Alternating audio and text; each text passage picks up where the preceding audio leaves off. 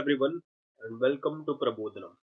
मैं आदित्य भार्गव आप सभी का स्वागत करता हूं हमारे इस सीरीज में जो कि है लर्न थ्रू क्वेश्चन सीरीज। हमने ये सीरीज स्टार्ट करा हुआ है ग्रेड 9 के मोशन को लेकर, फिर धीरे धीरे हम इसको और आगे एक्सटेंड करेंगे और इस चैप्टर को लेकर ये लास्ट वीडियो है। अभी तक हमने 5 पार्ट्स में इसको कैटेगराइज करा हुआ है और ये लास्ट 6th वीडियो है जो कि सारे के सारे क्वेश्चंस इस पे हो जाएंगे। माइट भी बहुत सारी चीजें आपको अब तक समझ में भी आ रही होंगी, आप बहुत सारी चीजों को डिफरेंशिएट कर पा रहे होंगे। Distance, displacement, speed, velocity, acceleration, जो कि 5 पिलर्स हैं, इनको आप बहुत सलीके से समझ भी पा रहे होंगे। I hope so. एंड ये जो अभी क्वेश्चंस हो रहे हैं ये आपके एनसीईआरटी के क्वेश्चंस है। मैं कोशिश करूंगा कि और भी क्वेश्चंस आपके लिए एडअप कर सकूं। एक बार आप प्लीज लिंक चेक कर लेना, आप डिस्क्रिप्शन चेक कर लेना, माइट भी हो सकता है कुछ क्वेश्चंस ऐड कर दूं आपके लिए। एंड प्लीज उन क्वेश्चंस को ज्यादा से ज्यादा प्रैक्टिस करें क्योंकि ऑल द वे पूरा गेम प्रैक्टिस का है। कहीं भी अगर आपको डाउट्स हो तो क्वेश्चंस पूछने में फिर आप हिचकिचाए नहीं भाई, आराम से आपकी ऑल द वे सोचो। ये समझने वाली बात है कि हर जगह सही है सेवा भावना रखना, बट खुद को जब डेवलप करने की बात आए, खुद के नॉलेज को लेकर जब बात आए, तो प्लीज सेवार्थी बनना अच्छा है, सॉरी स्वार्थी बनना अच्छा है। क्योंकि थोड़ा सा स्वार्थ भावना से जब आप नॉलेज को गेन करोगे और कुछ अच्छा बन जाओगे, फिर आप आराम से सेवा भी कर सकते हो। तो इसीलिए आप अपने नॉलेज को लेकर बहुत स्वार्थी बनो और चूजी बनो। अगर बाय चांस कोई भी डाउट्स हो तो आप आराम से कमेंट में डालो भाई, हम चेक करेंगे and surely I will try to resolve that. And इसी होप के साथ कि आप लोग अपने नॉलेज को लेकर स्वार्थी बनोगे, सेवार्थी नहीं बनोगे। और इस सीरीज को स्टार्ट करते हैं और ये लास्ट वीडियो में कुछ क्वेश्चंस को सॉल्व करते हैं। फर्स्ट क्वेश्चन आज के लिए, what is the nature of the distance time graph? क्या नेचर है किस चीज का सर? डिस्टेंस टाइम ग्राफ का। किसके लिए? यूनिफॉर्म मोशन के लिए and non uniform motion of an object. एक ऑब्जेक्ट के यूनिफॉर्म मोशन को लेकर एंड एक ऑब्जेक्ट के नॉन यूनिफॉर्म मोशन को लेकर उसके डिस्टेंस टाइम ग्राफ जो बनेगा उसका नेचर क्या रहेगा। चलिए मान लेते हैं कि ये हमारा ग्राफ 1 और ये हमारा ग्राफ 2। फर्स्ट ग्राफ है यूनिफॉर्म मोशन को लेकर, वही सेकंड ग्राफ है हमारा नॉन यूनिफॉर्म मोशन को लेकर।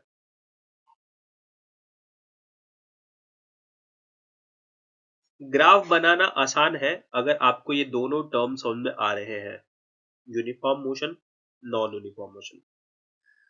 सर यूनिफॉर्म मोशन बोले तो यूनिफॉर्म वेलोसिटी और यूनिफॉर्म एक्सेलरेटेड, हम किसकी बात कर रहे हैं? तो यूनिफॉर्म मोशन का बाय डिफॉल्ट मीनिंग क्या होता है? तो यूनिफॉर्म वेलोसिटी, ये चीज ऑलरेडी मैं बता चुका हूं। और यूनिफॉर्म वेलोसिटी बोलने का क्या मतलब है कि over the whole journey of over the whole journey for that object जो वेलोसिटी रहेगी वो कांस्टेंट रहेगी। एंड वेलोसिटी कांस्टेंट रहने का मतलब है कि वेलोसिटी में कोई चेंज नहीं, चेंज इन वेलोसिटी जीरो। और अगर वेलोसिटी में कोई चेंज नहीं हो रहा है तो पूरी जर्नी में वेलोसिटी सेम रहने वाली है। पूरी जर्नी में वेलोसिटी सेम रहने वाली है क्या मतलब है? लेट अस सपोज कि एक ऑब्जेक्ट है जिसकी वेलोसिटी है 2 मीटर पर सेकेंड, तो शुरू से लेके एंड तक उसकी वेलोसिटी क्या रहेगी? 2 मीटर पर सेकेंड। जितने भी टाइम तक हम उसको ऑब्जर्व करें उस ऑब्जर्वेशन पीरियड में उसकी वेलोसिटी क्या रहेगी? 2 मीटर पर सेकेंड। तभी तो हम बोलेंगे कि इसकी जर्नी कैसी है? यूनिफॉर्म मोशन की जर्नी है। और 2 मीटर पर सेकेंड को अगर मैं डिस्टेंस टाइम के फॉर्म में रिप्रेजेंट करने की कोशिश करूं तो हो सकता है कि जब मैं उसको देख रहा था तो उसकी वेलोसिटी थी 10 मीटर पर सेकेंड, सॉरी, तो जब वेरी सॉरी, जब मैंने उसको ऑब्जर्व किया तो उसका डिस्टेंस था 10 मीटर। यानी वो 10 मीटर पे मौजूद था। एंड अगर वो 10 मीटर पर मौजूद था तो 1 सेकंड बाद कहां पे होगा? 12 पे होगा। फिर 1 सेकंड बाद कहां पर होगा? 14 पे होगा। फिर 1 सेकंड बाद कहां पर होगा सर? 16 पे होगा। कैसे? क्योंकि उसकी वेलोसिटी क्या है? 2 मीटर पर सेकंड। हर 1 सेकंड में 2 मीटर कवर कर रहा है वो। हर 1 सेकंड में 2 मीटर कवर कर रहा है। तो 10 से 12, 12 से 14, 14 से 16। क्या बता रहे हो सर? मैं बता रहा हूं इसका डिस्टेंस। सर आप डिस्टेंस के टर्म्स में क्यों समझा रहे हो? क्योंकि हमसे डिस्टेंस टाइम ग्राफ को लेकर बात कर रहा है।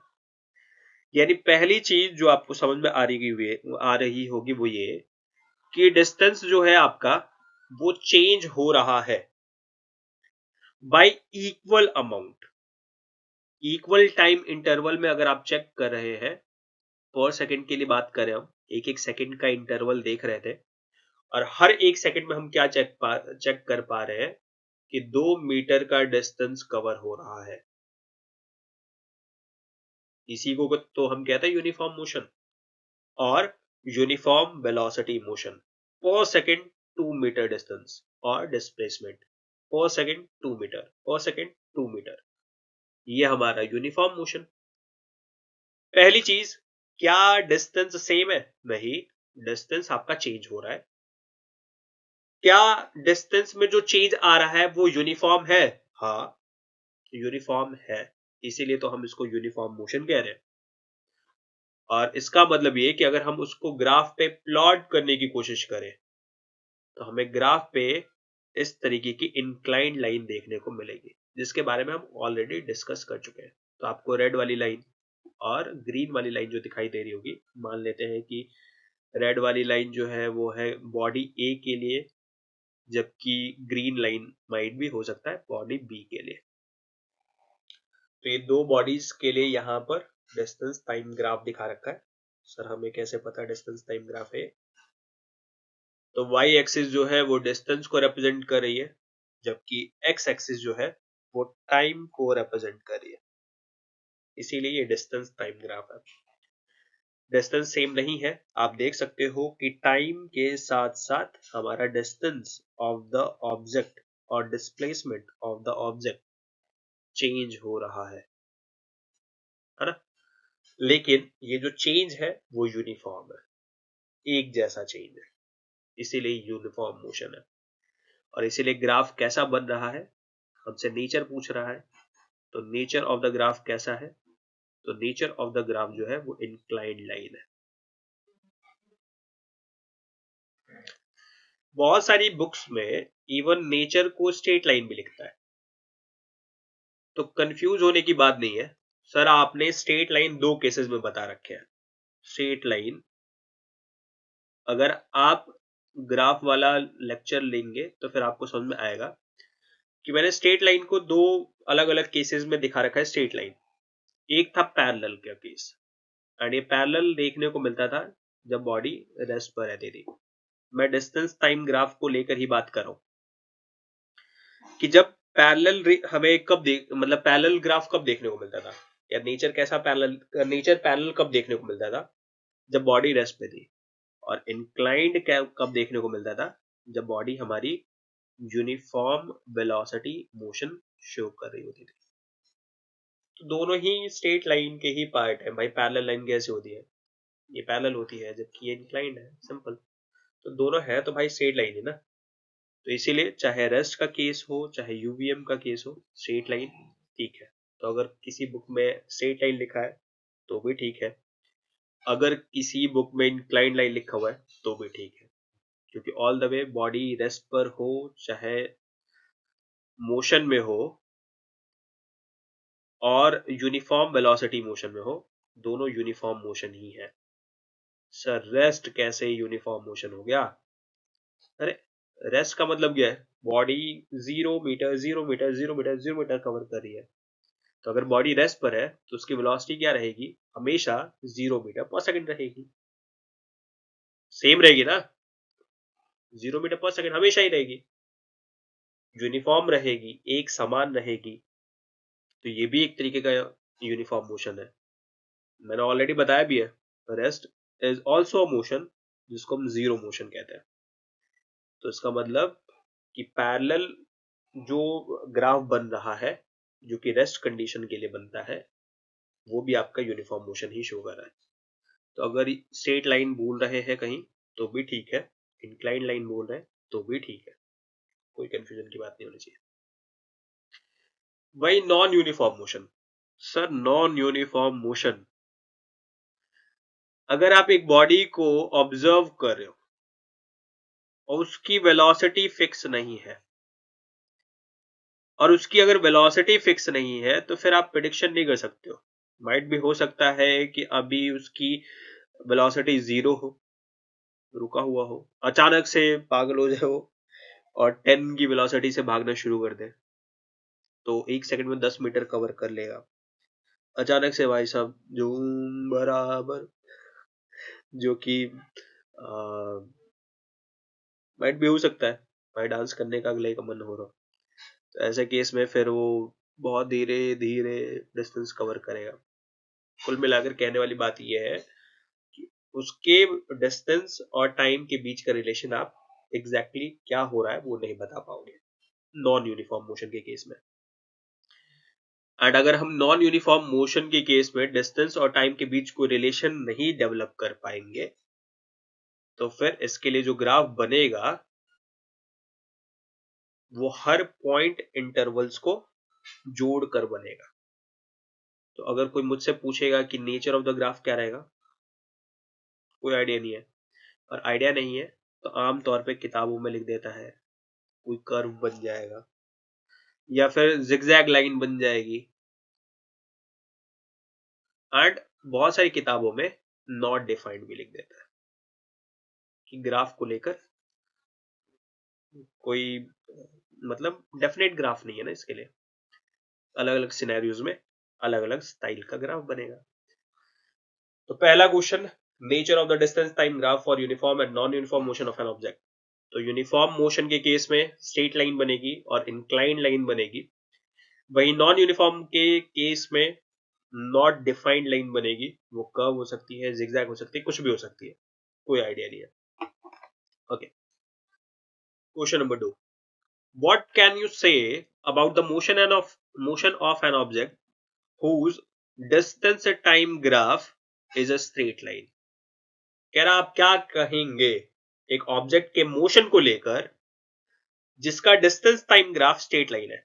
आप देख सकते हो, मान लो ये कोई बॉडी है, बॉडी का नाम है ए, तो बॉडी ए का ग्राफ है जिसका डिस्टेंस टाइम ग्राफ जो है वो straight line parallel to time axis के पैरेलल है भाई। यानी मान लेते हैं कि हमारा एक्स एक्सिस जो है वो टाइम एक्सिस है एंड वाई एक्सिस जो है वो है डिस्टेंस का एक्सिस और डिस्टेंस एक्सिस है। तो अगर आप इसको ऑब्जर्व कर रहे हो तो देखो अलग अलग टाइम पे T1 time, T2 time, T3 time, T4 time, हर टाइम पे एक बार डिस्टेंस कवर्ड को देखो एक बारी। कहां पर है भाई? सेम उसी पॉइंट पर है। अगले टाइम पे भी सेम उसी पॉइंट पर है, अगले टाइम पे सेम उसी पॉइंट पर है, उसी पॉइंट पर है, उसी पॉइंट पर है। उसी पॉइंट पर होने का क्या मतलब है? उसी पॉइंट पर होने का मतलब है कि that object is not changing its position. Object is not changing its position means he is in rest state. तो बॉडी जो है वो रेस्ट पर है। बॉडी किस कंडीशन पर है? रेस्ट कंडीशन पर है। और ये ऑलरेडी हम बता चुके हैं, बात कर चुके हैं, हमने रेस्ट के लिए ग्राफ बनाया था और वो ऐसा ही ग्राफ था, डिस्टेंस टाइम ग्राफ उसका ऐसा ही था, parallel to the time axis. याद कर लीजिए। तो नेचर ऑफ द ग्राफ क्या था? तो parallel to the time axis, यानी अगर बॉडी रेस्ट पर होगी तो parallel to the time axis हमारा ग्राफ होगा। हो सकता है कि ये पोजीशन जो है वो 10 मीटर्स का है, यानी वो रेफरेंस से 10 मीटर की दूरी पर रुका हुआ है। किसी भी टाइम पे आपने देखा वहीं पर है, किसी भी टाइम पे देखा उसका डिस्टेंस वही है, सेम। कहां से? रेफरेंस से। तो रेफरेंस है 10 मीटर पे ही, 10 मीटर पे ही, 10 मीटर पे ही, 10 मीटर पे ही, 10 मीटर पे ही। आप किसी भी टाइम पे चेक करो वहीं पर है। तो हम क्या कहेंगे, हम कहेंगे कि वो रेस्ट पर है। तो अगर बॉडी रेस्ट पर होगी तो फिर ऐसा ग्राफ आपको देखने को मिलेगा। तीसरा question, what can you say about the motion of an object if its speed time graph is a straight line parallel to the time axis. आप क्या कहोगे किस चीज को लेकर सर? एक ऑब्जेक्ट के मोशन को लेकर अगर उसका स्पीड टाइम ग्राफ क्या हो, स्ट्रेट लाइन हो, parallel to the time axis, time axis के पैरेलल में हो। मान लेते हैं कि हमारा एक्स एक्सिस टाइम एक्सिस है एंड वाई एक्सिस डिस्टेंस को रिप्रेजेंट कर रहा है, और ये जो ग्राफ है उस ऑब्जेक्ट का ग्राफ है। लेट अस सपोज उसका नाम बॉडी ए है।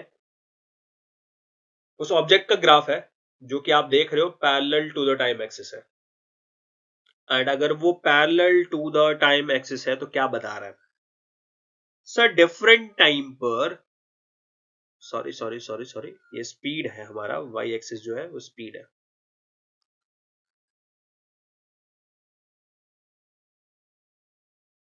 इट मींस किसी भी टाइम पर हम देखें तो स्पीड की वैल्यू सेम है। T1 टाइम पे हमने देखा तो भी स्पीड उतना ही था, T2 टाइम पे हमने देखा तो भी स्पीड उतना ही है, T3 टाइम पे देखा हमने तो भी स्पीड उतना ही है, T4 टाइम पे देखा तो भी स्पीड उतना ही है, किसी Tn टाइम पर देखा हमने, Tn टाइम मुझे नहीं पता है कौन सा टाइम है, और उस पर भी उतनी ही स्पीड दिखाई दे रही है मेरे को। It means body is moving with same speed. Same speed बोले तो कांस्टेंट स्पीड और यूनिफॉर्म स्पीड। सर अगर बॉडी यूनिफॉर्म स्पीड से चल रही है तो ऐसे मोशन को हम कहते हैं यूनिफॉर्म मोशन। यानी ये ग्राफ और कुछ नहीं है, यूनिफॉर्म मोशन का ग्राफ है। तो आपको बताना था कि बॉडी का मोशन कैसा है, तो बॉडी का मोशन है यूनिफॉर्म मोशन। ये बॉडी कैसा मोशन शो कर रही है सर? ये यूनिफॉर्म मोशन शो कर रही है। ठीक है, बहुत बढ़िया। तो अभी अभी आपने 3 क्वेश्चन करे। पहला क्वेश्चन था जो कि आपको बताना था कि नॉन यूनिफॉर्म के केस में एंड यूनिफॉर्म के केस में डिस्टेंस टाइम ग्राफ कैसा बनेगा, नेचर क्या होगा। दूसरा क्वेश्चन था कि अगर टाइम एक्सिस के पैरेलल अगर आपको ग्राफ दिखाई दे रहा है, डिस्टेंस टाइम ग्राफ दिखाई दे रहा है, तो फिर उस हम क्या कहेंगे उस ऑब्जेक्ट के मोशन को लेकर। तीसरा क्वेश्चन ये है कि अगर speed time graph time axis के पैरेलल है तो हम क्या कहेंगे उस ऑब्जेक्ट के मोशन को लेकर। तो उस ऑब्जेक्ट का मोशन कैसा है सर? उस ऑब्जेक्ट का मोशन है यूनिफॉर्म मोशन। ठीक है। What is the quantity which is measured by the area occupied below the velocity time graph। यानी हमें वो कौन सी क्वांटिटी मिलेगी जो कि वेलोसिटी टाइम ग्राफ के एरिया से मिलेगी या वेलोसिटी टाइम ग्राफ के नीचे के एरिया से मिलेगी। पता करते हैं एक बारी। लेट अस सपोज कि ये ऑब्जेक्ट है जिसकी वेलोसिटी है 5 metre per second.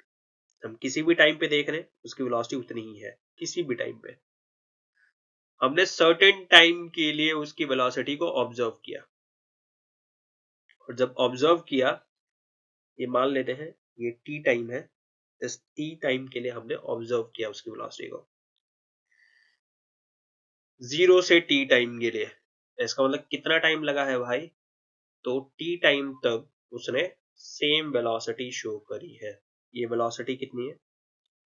Let's say 5 metre per second है, आप इसको v मीटर पर सेकंड भी कह सकते थे। तो मुझसे पूछा है कि ये एरिया क्या बताएगा, ये एरिया क्या बताएगा।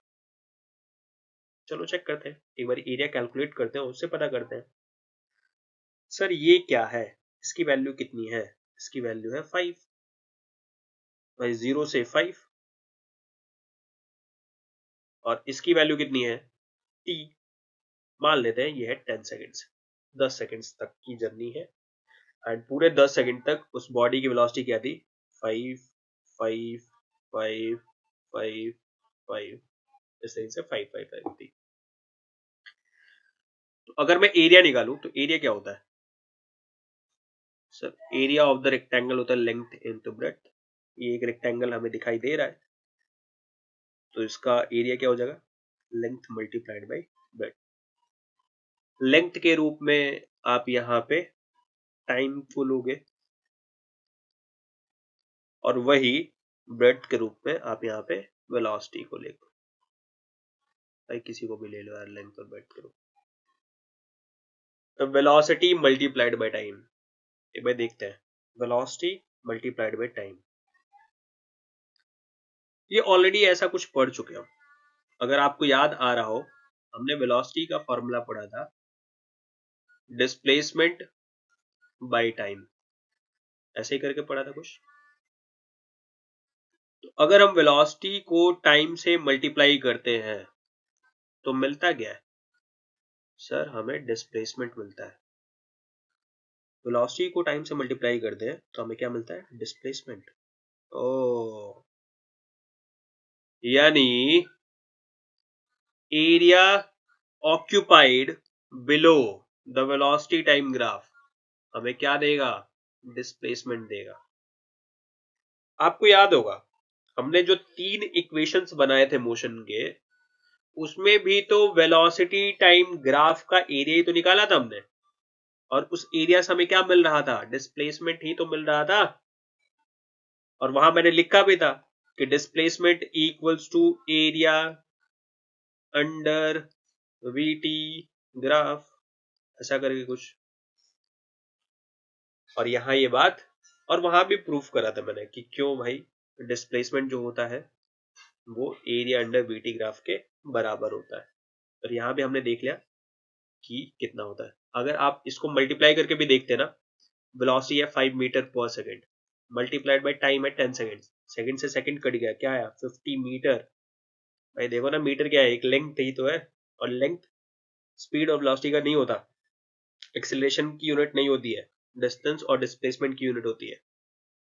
तो ये आपको डिस्टेंस कवर्ड और डिस्प्लेसमेंट देगा, सिंपल सा। तो एरिया अंडर वीटी ग्राफ, भाई ध्यान से, वीटी ग्राफ है ये, वेलोसिटी टाइम ग्राफ, साफ साफ बोल रहा था ये। वेलोसिटी टाइम ग्राफ के अंडर का एरिया क्या देता है हमको? तो हमको डिस्प्लेसमेंट देता है। ओके, अगला क्वेश्चन। अ बस स्टार्टिंग फ्रॉम रेस्ट, बहुत सारी चीजें तो यहीं पता चल जाती है। एक बस जो है वो स्टार्ट हो रही है रेस्ट से। लेट अस सपोज उसकी इनिशियल वेलोसिटी है 0 मीटर पर सेकंड। आपको पता ही है u का मतलब क्या है सर? u का मतलब है इनिशियल वेलोसिटी। आपको पूरा लिखना है भाई। Initial velocity of the bus कितना है? तो वो है 0 metre per second. Moves with a uniform acceleration of 0.1 metre per second square for 2 minutes.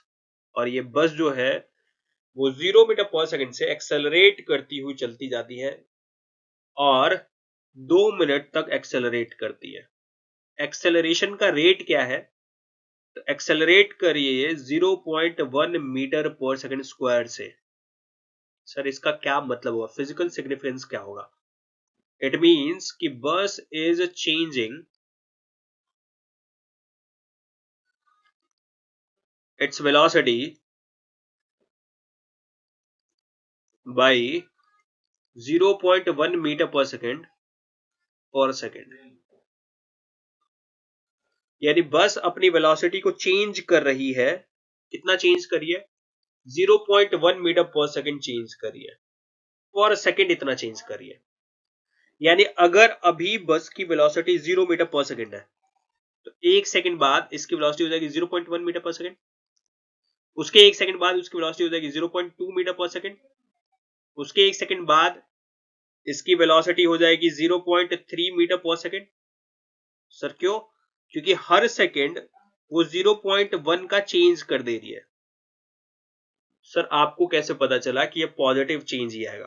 भाई देख सकते हो यहां पे लिखा भी है पॉजिटिव वैल्यू, वरना नेगेटिव लिखा रहता है, या क्वेश्चन में कहीं डीसेलरेशन लिखा होता है, या कुछ ना कुछ ऐसा लिखता है जिससे हमें पता चलता कि नेगेटिव। और ऑल द वे आप ये बात सोचो भाई, नेगेटिव वेलोसिटी रुकी हुई ऑब्जेक्ट का कैसे होगा? तो ये पॉजिटिव एक्सेलरेशन हो रहा है एंड पॉजिटिव एक्सेलरेशन में वेलोसिटी राइज करती है। तो हर एक सेकंड में कितना राइज कर रही है? हर एक सेकंड में 0.1 मीटर पर सेकंड राइज कर रही है।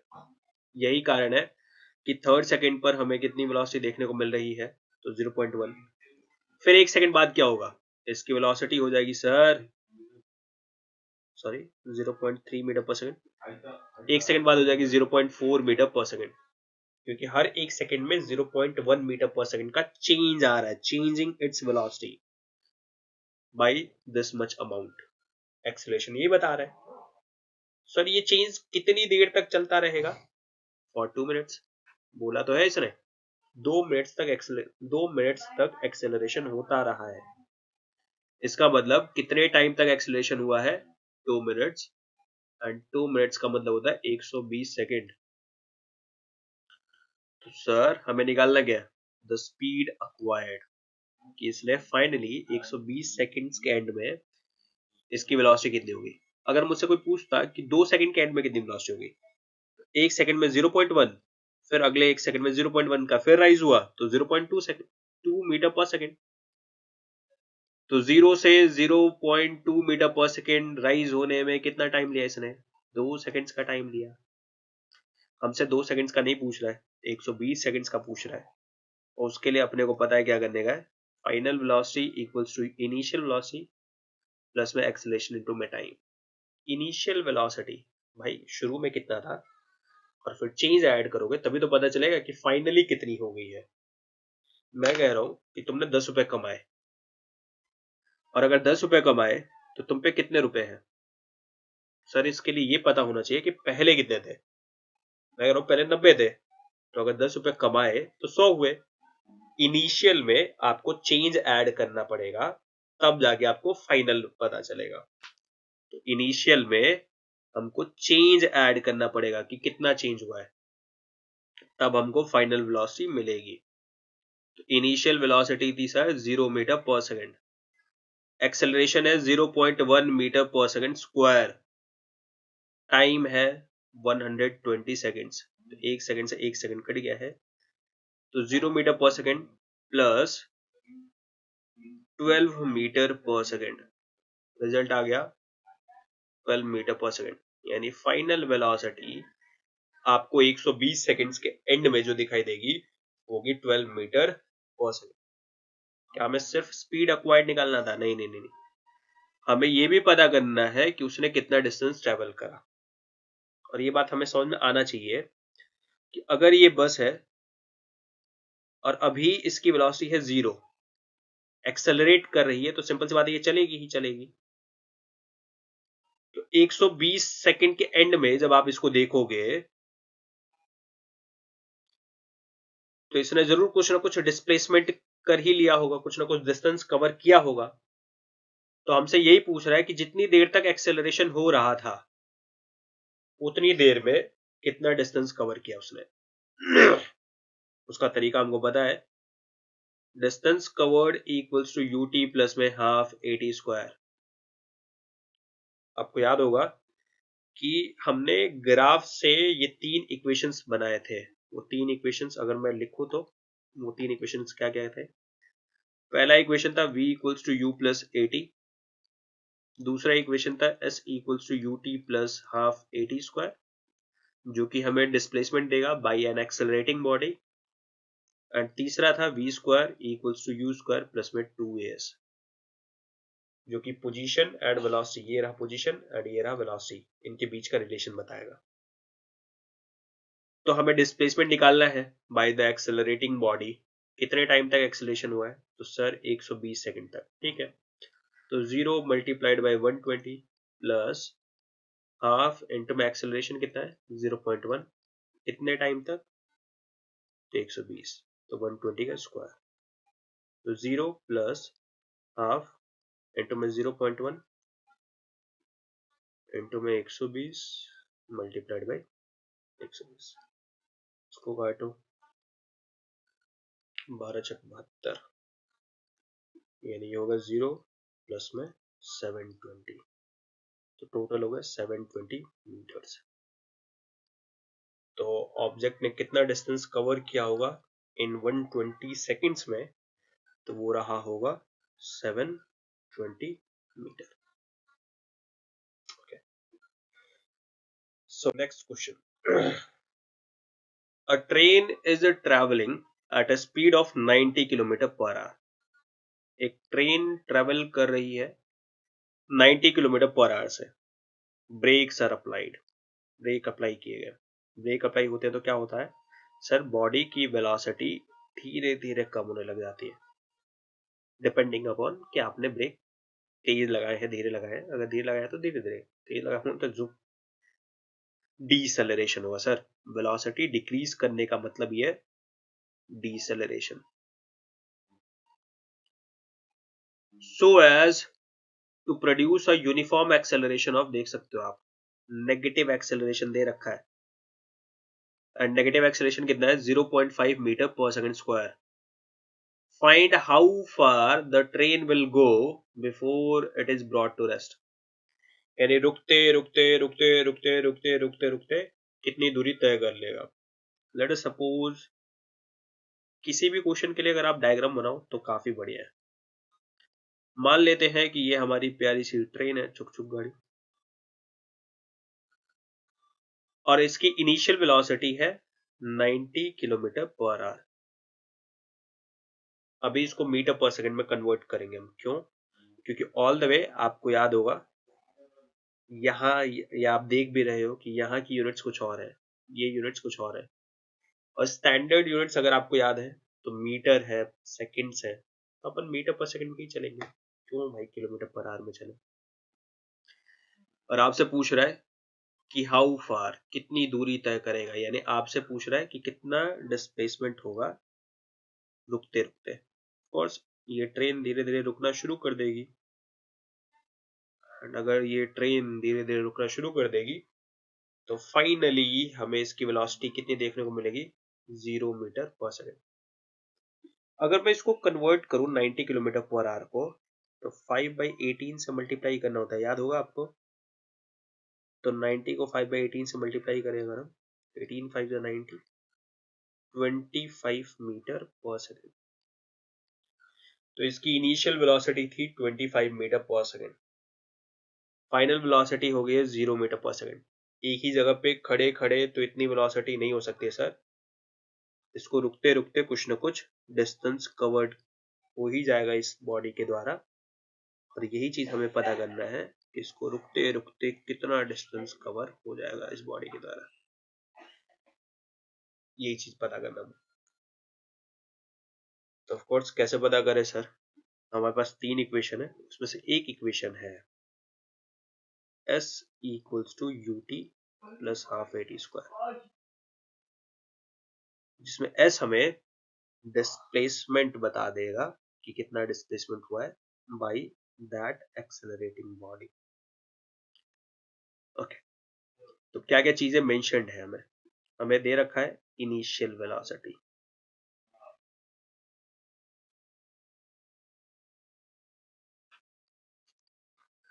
And initial velocity of the train क्या है, तो इनिशियल वेलोसिटी ट्रेन की है 90 किलोमीटर पर आवर. मीटर पर सेकंड्स में कन्वर्ट करें तो 5/18 से मल्टीप्लाई कर लेते हैं. अब ये मत पूछना क्यों, ऑलरेडी समझाया हुआ मैंने. 18 5 90 हो गया 25 metre per second. Final velocity of the body, और ट्रेन है यहां पर बॉडी के रूप में, तो final velocity of the train वो हो गया हमारा 0 मीटर पर सेकंड, क्योंकि ऑल द वे उसको रेस्ट पे आ जाने का है. और रेस्ट पर किसी भी बॉडी की वेलोसिटी कितनी होती है 0 मीटर पर सेकंड और 0 kilometre per our. Acceleration of the train, भाई ब्रेक लगे थे ना, और ब्रेक लगे थे तो गाड़ी रुकेगी ना, वेलोसिटी में नेगेटिव चेंज आएगा ना, डीसेलरेशन होगा ना, तो एक्सेलरेशन होगा हमारा negative 0.5 metre per second square. चलो लगाते हैं ये फॉर्मूला एक बारी. s equals to ut plus half at square. ओहो सर, एक चैलेंज है, हमको टाइम नहीं दे रखा है, यानी पहले हमें टाइम कैलकुलेट करना पड़ेगा। नहीं सर, एक और तरीका है हमारे पास। वो तरीका है कि आप third equation of the motion को यूज करो, क्योंकि ऑल द वे ये भी तो हमें कहीं ना कहीं डिस्प्लेसमेंट की खोज कवर दे देगा। एक्सेलेरेशन दे ही रखा हमको, इनिशियल वेलोसिटी दे ही रखा है, फाइनल वेलोसिटी दे ही रखा है, डिस्प्लेसमेंट ही तो निकालना है, वो तो हमें यहां से भी मिल जाएगा ऑफ कोर्स। तो टाइम निकाल के और फिर हम इस इक्वेशन को यूज करें, उससे बढ़िया है कि हम directly third equation of the motion use कर लेते हैं। सो हम इसको नहीं अप्लाई करेंगे, हम यूज करेंगे by using third equation of motion. इसको पोजीशन वेलोसिटी इक्वेशन भी कहते हैं। और ये क्या है, तो ये है sir v square equals to u square plus 2as। v मतलब फाइनल वेलोसिटी, फाइनल वेलोसिटी कितनी हो जानी है, 0 हो जाना है। इनिशियल कितनी थी, 25 थी, तो 25 का स्क्वायर प्लस में 2 इंटू में एक्सेलेरेशन कितना है, तो माइनस का 0.5 इंटू में t। इसको अगर हम दूसरी तरफ लेके जाए तो ये हो जाएगा -625 इक्वल्स टू 2 इंटू में माइनस का 0.5 इंटू में सॉरी डिस्प्लेसमेंट 2as,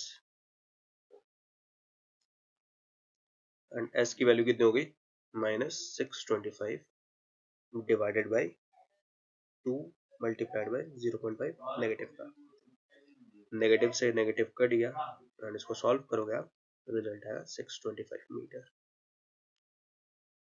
तो डिस्प्लेसमेंट कितना होगा इस ट्रेन का, 625 मीटर का, यानी ये ट्रेन रुकते रुकते 625 मीटर कवर कर लेगी। ओके सर, हमने इस वाले इक्वेशन को, सवाल दोबारा एक बारी, सर हमने इस वाले इक्वेशन को क्यों नहीं लगाया, क्योंकि इस इक्वेशन की एक खामी थी कि इसमें टाइम चाहिए था। इसको अपने को टाइम नहीं पता था, और टाइम नहीं पता था तो हमको ज्यादा रिलायबल ये लगा, क्योंकि ऑल द वे मुझे फाइनल वेलोसिटी दे रखी थी, इनिशियल वेलोसिटी पता ही था, एक्सेलरेशन पता था, डिस्प्लेसमेंट निकालना था, तो हमने डिस्प्लेसमेंट निकाल दिया।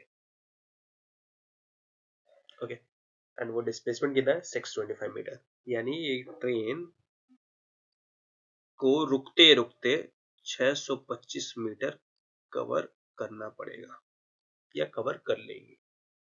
Okay, next question.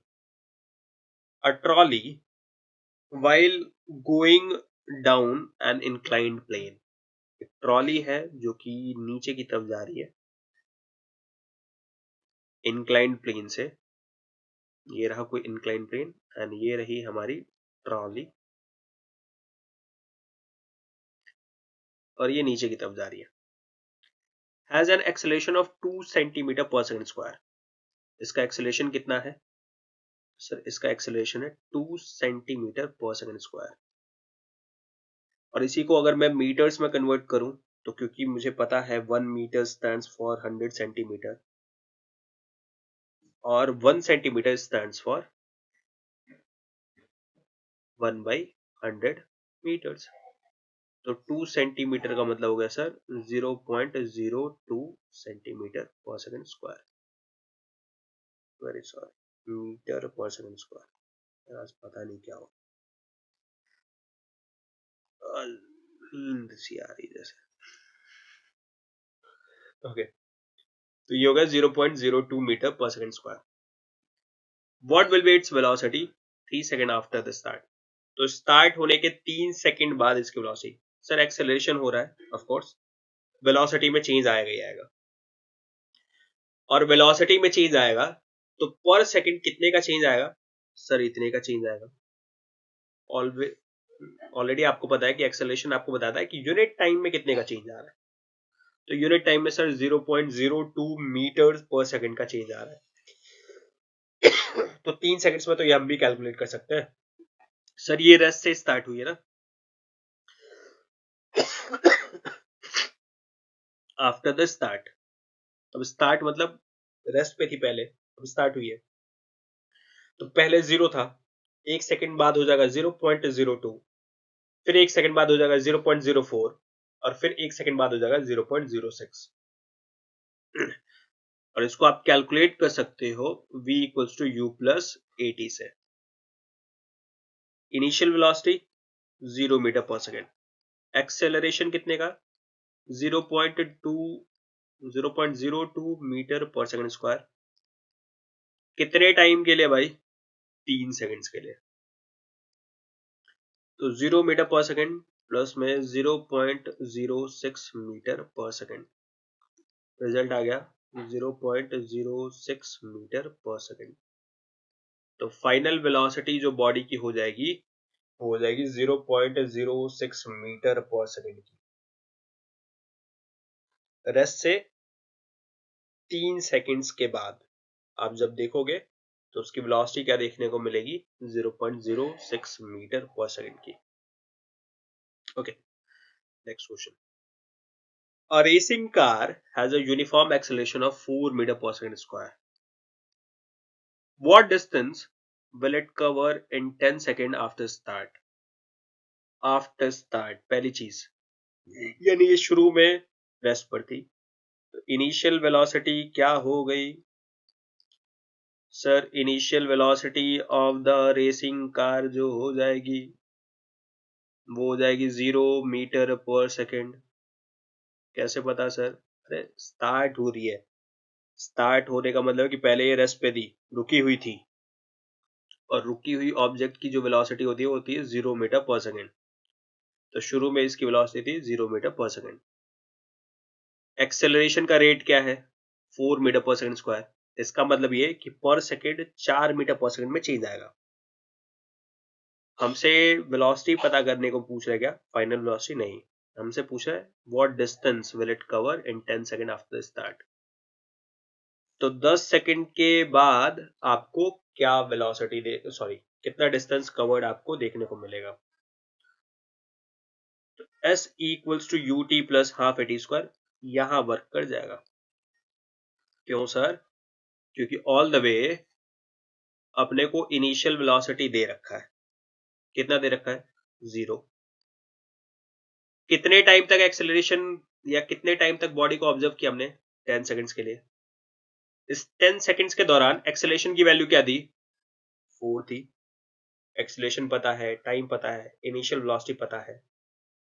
इसका मतलब ये कि हमें सिर्फ और सिर्फ डिस्प्लेसमेंट चाहिए, और उसके लिए ये इक्वेशन वर्क कर जाएगा।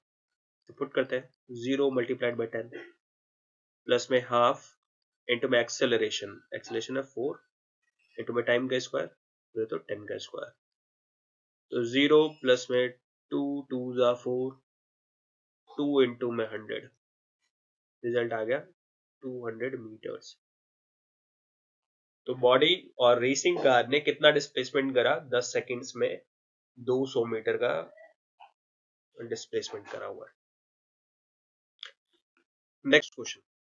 A stone is thrown in a vertically upward direction. एक स्टोन को फेंका गया है,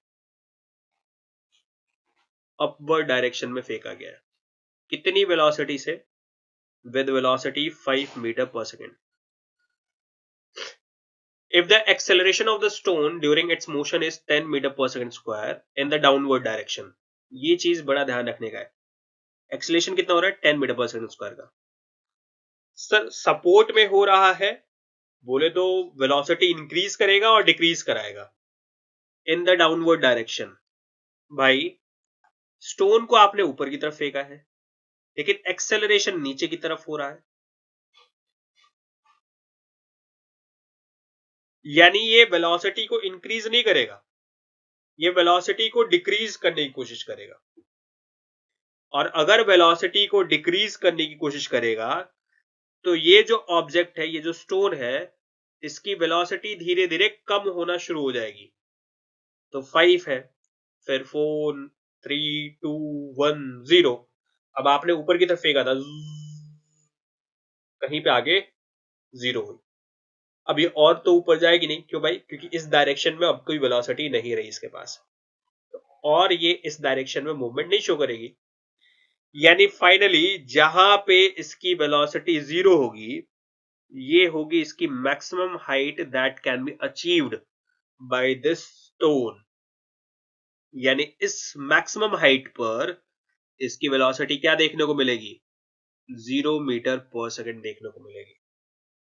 अब ये इससे ज्यादा ऊपर नहीं जा सकता भाई। क्यों? क्योंकि अब ऊपर वाले डायरेक्शन में कोई वेलोसिटी ही नहीं रही, और अगर कोई वेलोसिटी नहीं रही तो एक्सेलरेशन क्योंकि नीचे वाले डायरेक्शन में है, तो ये स्टोन अब यहां से नीचे आना शुरू कर देगी। तो सर जहां पर ये रुकेगी, या कह लो जहां पर इसकी वेलोसिटी फाइनली 0 हो जाएगी, वो है इसकी maximum height from the ground. क्योंकि ऑल द वे हमने ग्राउंड से तो फेंका इसको, तो जहां से भी फेंका है, मान लो यहां से फेंका हमने, तो यहां से फेंका तो यहां से हो सकता है यहां पे आके 0 हो गई। तो ये और ये इन दोनों का ये बताएगा कि इन दोनों के बीच कितनी डिस्टेंस है, और वर्टिकल डायरेक्शन में इसको हाइट कहते हैं। तो हमें पता चल जाए कि मैक्सिमम हाइट कितना अचीव करेगी। और शायद यही पूछा भी हमसे, what will be the height attend bye the stone. Of course, तो जब भी हाइट के क्वेश्चंस आए तो आपको यहां ध्यान रखने का है कि मैक्सिमम हाइट पे जाने के बाद उसके पास कोई फाइनल वेलोसिटी नहीं रहेगी, या फिर उसके पास कोई वेलोसिटी नहीं रहेगी, यानी फाइनल वेलोसिटी हो जाएगी 0 at the maximum height position. अब उससे ज्यादा और जा ही नहीं सकती ना भाई, और उससे ज्यादा और जा नहीं सकती। क्यों? क्योंकि उसके पास कोई वेलोसिटी ही नहीं है। And how much time will it take to reach there, और कितना टाइम लगेगा इस पॉइंट ए से पॉइंट बी तक रीच करने में। ठीक है, बहुत आसान क्वेश्चन है। हमको इनिशियल वेलोसिटी दे ही रखा है, एक्सेलरेशन दे ही रखा है, और ये बात समझ में आ रही होगी हमें कि एक्सेलरेशन नेगेटिव है। क्यों सर? क्योंकि वेलोसिटी के सपोर्ट में नहीं है ये एक्सेलरेशन, वेलोसिटी के अगेंस्ट है ये एक्सेलरेशन। एंड एक्सेलरेशन अगर अगेंस्ट में है, ऑपोजिट डायरेक्शन में है, तो ये नेगेटिव एक्सेलरेशन है। एंड नेगेटिव एक्सेलरेशन हमेशा क्या काम करते हैं? ये हमेशा बॉडी की वेलोसिटी को डिक्रीज करते हैं। तो इनिशियल वेलोसिटी कितनी? Sir initial velocity 5 metre per second. Final velocity कितनी? 0 मीटर पर सेकेंड। एक्सेलरेशन कितना? 10 metre per second square, but negative. हमें क्या निकालना है? हाइट और कह लो distance covered by the stone. तो कितना डिस्टेंस कवर किया है इसने? तो S equals to UT plus half AT square. Sir इसको लगाएं या फिर ये लगाएं, V square equals to U square plus में 2AS। अगर हम देखें डाटा किसके लिए सफिशिएंट है, आप देख सकते हो फाइनल वेलोसिटी दे रखा है, इनिशियल वेलोसिटी दे रखा है, एक्सेलरेशन दे रखा है, डिस्प्लेसमेंट नहीं दिया हुआ, इसी को कैलकुलेट करना है। लेकिन यहाँ पे एक चैलेंज है हमारे लिए, टाइम ही नहीं दे रखा। तो पहले टाइम निकालो, फिर उसके बाद इस इक्वेशन में पुट करो, फिर सॉल्व करो। जबकि थर्ड इक्वेशन हमें, ये वाला जो इक्वेशन है, ये हमें डायरेक्टली रिलेशन दे देगा। तो आसान है, इसी को सॉल्व कर लेते हैं, इसी से सॉल्व कर लेते हैं। तो V स्क्वायर बोले तो 0 का square equals to U square बोले तो 5 का स्क्वायर प्लस में 2 इंटू में -10 इंटू में S। 25, 0 इक्वल्स टू 25 माइनस का 20S। तो अगर मैं इस पूरे सेक्शन को दूसरी तरफ ले जाऊं तो ये हो जाएगा 20S इक्वल्स टू 25। तो S इक्वल्स टू 25/20 सॉल्व करें अगर, तो 5 5 जा 25, 5 4 जा 20, और ये होगा समथिंग 1.25 मीटर। तो ये ऑब्जेक्ट जो है इसने कितना डिस्टेंस कवर किया? तो 1.25 मीटर्स का डिस्टेंस कवर किया। ओके, अगली चीज है कि कितना टाइम लगेगा इसको यहां मैक्सिमम हाइट तक रीच करने में। थोड़ा सा लॉजिकली सोचते हैं, मैथमेटिकली थोड़ी देर बाद सोचेंगे।